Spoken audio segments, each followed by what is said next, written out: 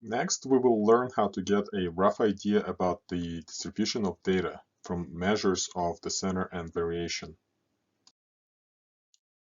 The idea is simple. When we have data, we want to be able to construct and communicate the visual summary of this data. But when that's impossible, we produce the numerical summaries, which are very concise and yet packed with information. So next, we will learn how to interpret the numerical summaries to communicate the shape of the distribution. For example, what do you imagine when you hear that a dataset has the average 50 and the standard deviation 10?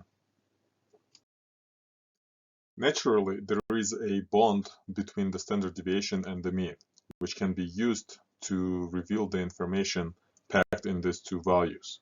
And since the units of the standard deviation are the same as the unit of the original data, it makes it easy to use it as a measuring stick on the data axis and create the following scale.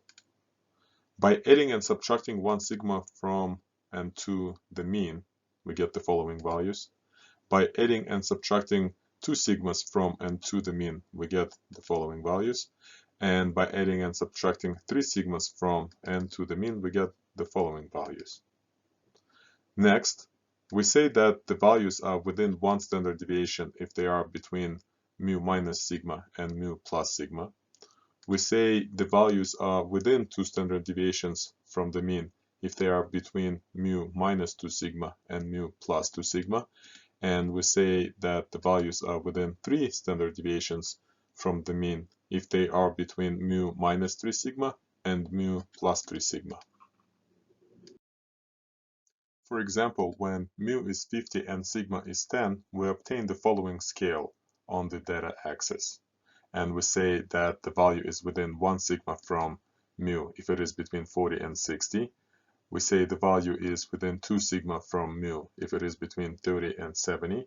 And we say the value is within 3 sigma from mu if it is between 20 and 80. One other thing that we will keep an eye on while interpreting the numerical summary is the outliers.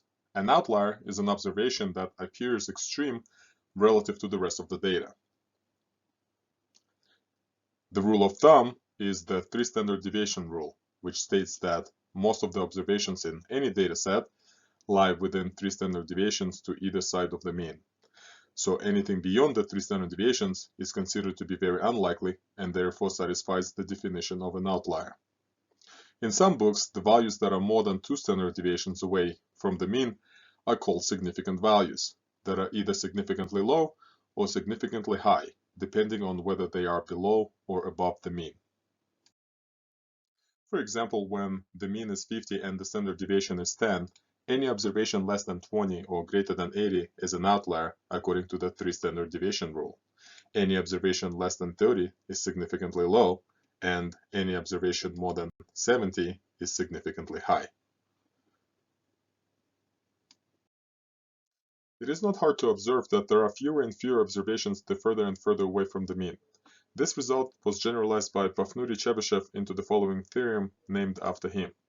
Chebyshev's rule says that in any dataset, at least 1 minus 1 over k squared times 100% of observations are within k standard deviations from the mean.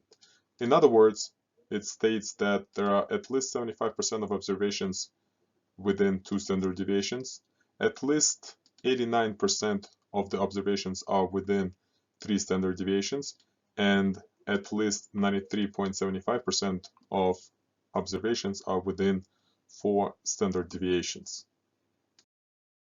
For example, when the mean is 50 and the standard deviation is 10, according to Chebyshev's theorem, there are at least 75 observations between 30 and 70, at least 89% of observations are between 20 and 80, and at least 93.75% of observations are between 10 and 90.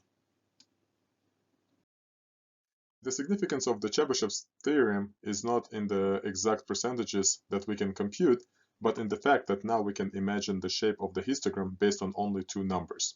For example, when the mean is 50 and the standard deviation is 10, we expect the histogram to look somewhat like this, which of course is not accurate, but just a rough description of the actual histogram. Anyway, it is better than nothing.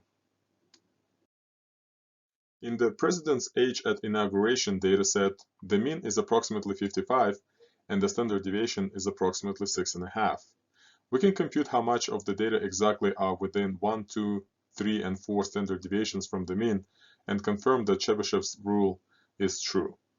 By the way, Chebyshev's rule is always true for any data. So just based on the two numbers, we would draw the following scale and we would imagine the following shape of the distribution. If we superimpose the actual histogram, we will be able to see that we are not that far off. We discussed the three standard deviations rule and Chebyshev's rule as the ways to try visualizing the data from a numerical summary. The significance of Chebyshev's rule is that it applies to any data and allows us to imagine a rough shape of the histogram based on just two numbers, the mean and standard deviation.